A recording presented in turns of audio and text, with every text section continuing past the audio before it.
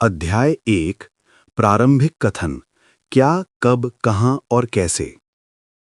रशीदा का सवाल। रशीदा बैठी अखबार पढ़ रही थी। अचानक उसकी निगाह एक सूची पर पड़ी। 100 साल पहले। वो सोचने लगी कि ये कोई कैसे जान सकता है कि इतने वर्षों पहले क्या हुआ था। कैसे पता लगाएं?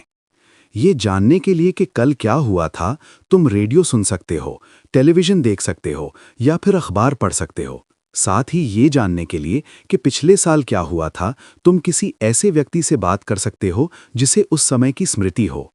लेकिन बहुत पहले क्या हुआ था, ये कैसे जाना जा सकता है? अतीत के बारे में हम क्या जान सकते हैं? अतीत के बारे में बहुत कुछ जाना जा सकता है, जैसे लोग क्या खाते थे, कैसे कपड़े पहनते थे, किस तरह के घरों में रहते थे। हम आंखें टकों यानी शिकारियों, पशुपालकों, कृषकों, शासकों, व्यापारियों, पुरोहितों, शिल्पकारों, कलाकारों, संगीतकारों या फिर वैज्ञानिकों के जीवन के बारे में जानकारियां हासिल कर सकते हैं। यही नहीं, हम ये भी पता लगा सकते हैं कि उस समय बच्चे कौन से खेल खेलते थे, कौन सी कहानियां सुना करते थे, कौन से नाटक देखा करते थे या फिर कौन कौन से गीत गाते थे। लोग कहाँ रहते थे?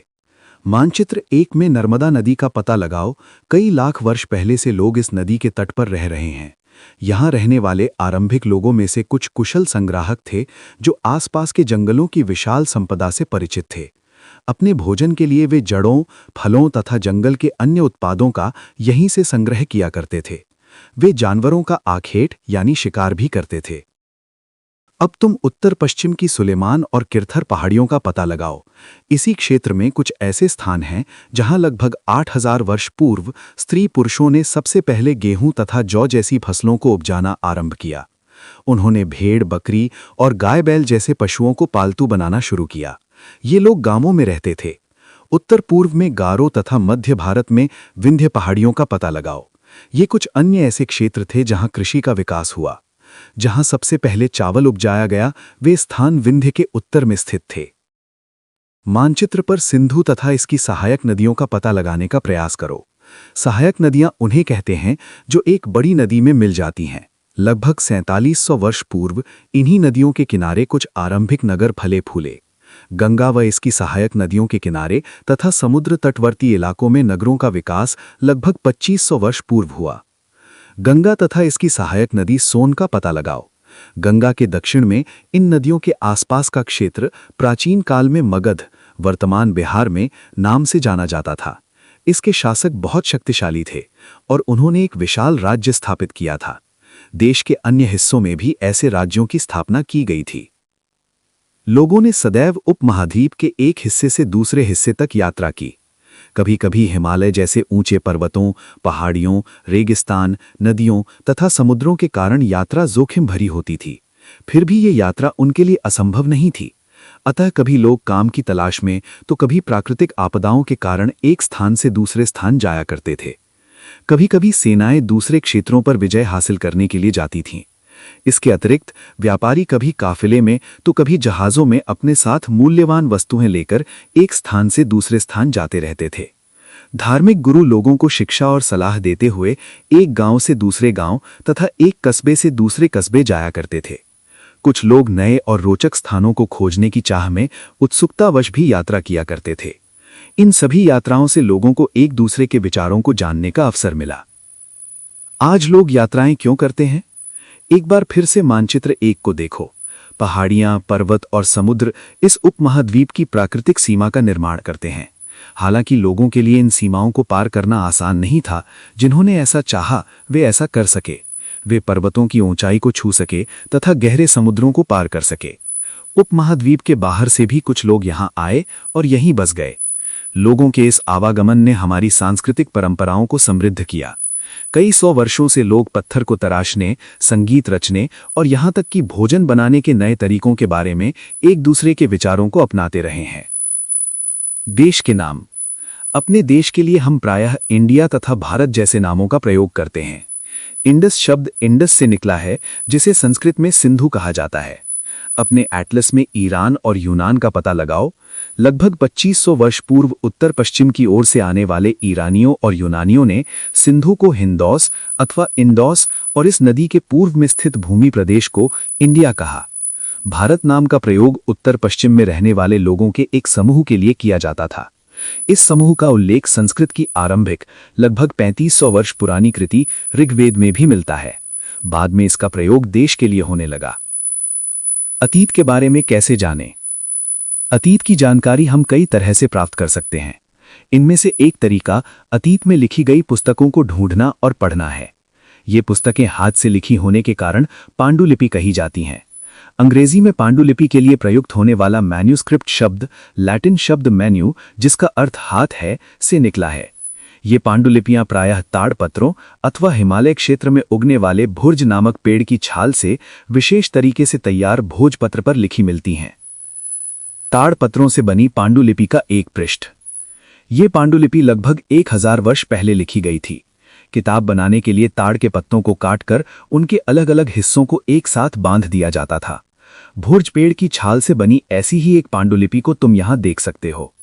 इतने वर्षों में इनमें से कई पांडुलिपियों को कीड़ों ने खा लिया तथा कुछ नष्ट कर दी गईं। फिर भी ऐसी कई पांडुलिपियां आज भी उपलब्ध हैं। प्रायः ये पांडुलिपियां मंदिरों और विहारों में प्राप्त होती हैं। इन पुस्तकों में धार्मिक मान्यताओं व व्यवहारों, राजाओं के जीवन, औषधियों तथा विज्ञान आदि सभी प्रकार के विषयों की चर्चा मिलती है। इनके अतिरिक्त हमारे यहाँ महाकाव्य, कविताएं तथा नाटक भी हैं। इनमें से कई संस्कृत में लिखे हुए मिलते हैं, जबकि अन्य प्राकृत और तमिल में हैं। प्राकृत भाषा का प्रयोग आम लोग करते थे। हम अभिलेखों का भी अध्ययन कर सकते हैं। ऐसे लेख पत्थर अथवा धातु जैसी अपेक्षाकृत कठोर सतहों पर उत्कीर्ण किए गए मिलते हैं। कभी कभी शासक अथवा अन्य लोग अपने आदेशों को इस तरह उत्कीर्ण करवाते थे ताकि लोग उन्हें देख सकें, पढ़ सकें तथा उनका पालन कर सकें। कुछ अन्य प्रकार के अभिलेख भी मिलते हैं जिनमें राजाओं तथा रानियों सहित अन्य स्त्री पुरुषों ने भी अपने कार्यों के विवरण उत्कीर्ण करवाए हैं। उदाहरण के लिए प्रायः शासक लड़ाइयों में अर्जित विजयों का लेखा जोखा रखा करते थे। क्या तुम बता सकती हो कि कठोर सतह पर लेख लिखवाने के क्या लाभ थे? ऐसा करवाने में क्या क्या कठिनाइयां आती थीं? इसके अतिरिक्त अन्य कई वस्तुएं अतीत में बनी और प्रयोग में लाई जाती थीं। ऐसी वस्तुओं का अध्ययन करने वाला व्यक्ति पुरातत्वविद कहलाता है। पुरातत्वविद पत्थर और ईंट से बनी इमारतों के अवशेषों, चित्रों तथा मूर्तियों का अध्ययन करते हैं। वे औजारों, हथियारों, बर्तनों, आभूषणों तथा सिक्कों की प्राप्ति के लिए छानबीन तथा खुदाई भी करते हैं। इनमें से कुछ वस्तुएं पत्थर, पक्की मिट्टी तथा कुछ धातु की बनी हो सकती हैं। ऐसे तत्व कठोर तथा जल्दी नष्ट न होने वाले होते हैं। पुरातत्वविद जानवरों, चिड़ियों तथा मछलियों की हड्डियां ढूंढते हैं। इससे उन्हें ये जानने में भी मदद मिलती है कि अतीत में लोग क्या खाते थे। वनस्पतियों के अवशेष बहुत मुश्किल से बच पाते हैं। यदि अन्न के दाने अथवा लकड़ी के टुकड़े जल जाते हैं तो वे जले हुए रूप में बचे रहते हैं। क्या पुरातत्वविदों को बहुधा कपड़ों के अवशेष मिलते होंगे? पांडुलिपियों, अभिलेखों तथा पुरातत्व से ज्ञात जानकारियों के लिए इतिहासकार प्रायः स्रोत शब्द का प्रयोग करते हैं। इतिहासकार उन्हें कहते हैं जो अतीत का अध्ययन करते हैं। स्रोत के प्राप्त होते ही अतीत के बारे में पढ़ना बहुत रोचक हो जाता है, क्योंकि इन स्रोतों की सहायता से हम धीरे धीरे अतीत का पुनर्निर्माण करते जाते हैं। अतः इतिहासकार तथा पुरातत्वविद उन जासूसों की तरह हैं जो इन सभी स्रोतों का प्रयोग सुराग के रूप में कर अतीत को जानने का प्रयास करते हैं। अतीत, एक या अनेक? क्या तुमने इस पुस्तक के शीर्षक हमारे अतीत पर ध्यान दिया है? यहाँ अतीत शब्द का प्रयोग बहुवचन के रूप में किया गया है। ऐसा इस तथ्य की ओर ध्यान दिलाने के लिए किया गया है कि अलग अलग समूह के लोगों के लिए इस अतीत के अलग अलग मायने थे। उदाहरण के लिए पशुपालकों अथवा कृषकों का जीवन राजाओं तथा रानियों के जीवन से तथा व्यापारियों का जीवन शिल्पकारों के जीवन से बहुत भिन्न था। जैसा कि हम आज भी देखते हैं, उस समय भी देश के अलग अलग हिस्सों में लोग अलग अलग व्यवहारों व रीति रिवाजों का पालन करते थे। उदाहरण के लिए आज अंडमान द्वीप के अधिकांश लोग अपना भोजन मछलियां पकड़कर, शिकार करके तथा फल फूल के संग्रह द्वारा प्राप्त करते हैं। इसके विपरीत शहरों में रहने वाले लोग खाद्य आपूर्ति के लिए अन्य व्यक्तियों पर निर्भर करते हैं। इस तरह के भेद अतीत में भी विद्यमान थे। इसके अतिरिक्त एक अन्य तरह का भेद है। उस समय शासक अपनी विजयों का लेखा जोखा रखते थे। यही कारण है कि हम उन शासकों तथा उनके द्वारा लड़ी जाने वाली लड़ाइयों के बारे में काफी कुछ जानते हैं, जबकि शिकारी, मछुआरे, संग्राहक, कृषक अथवा पशुपालक जैसे आम आदमी प्रायः अपने कार्यों का लेखा जोखा नहीं रखते थे। पुरातत्व की सहायता से हमें उनके जीवन को जानने में मदद मिलती है, हालांकि अभी भी इनके बारे में बहुत कुछ जानना शेष है। तिथियों का मतलब। अगर कोई तुमसे तिथि के विषय में पूछे तो तुम शायद उस दिन की तारीख, माह, वर्ष जैसे कि 2000 या इसी तरह का कोई और वर्ष बताओगे। वर्ष की ये गणना ईसा मसीह के जन्म की तिथि से की जाती है, अतः 2000 वर्ष कहने का तात्पर्य ईसा मसीह के जन्म के 2000 वर्ष के बाद से है। ईसा मसीह के जन्म के पूर्व की सभी तिथियां ईसा पूर्व यानी ईसा से पहले के रूप में जानी जाती हैं। इस पुस्तक में हम 2000 को अपना आरंभिक बिंदु मानते हुए वर्तमान से पूर्व की तिथियों का उल्लेख करेंगे। इतिहास और तिथियां। अंग्रेजी में बीसी, हिंदी में ईसा पूर्व का तात्पर्य बिफोर क्राइस्ट यानी ईसा पूर्व होता है। कभी कभी तुम तिथियों से पहले एडी, हिंदी में ई लिखा पाती हो। ये एनो डोमिनी नामक 2 लैटिन शब्दों से बना है।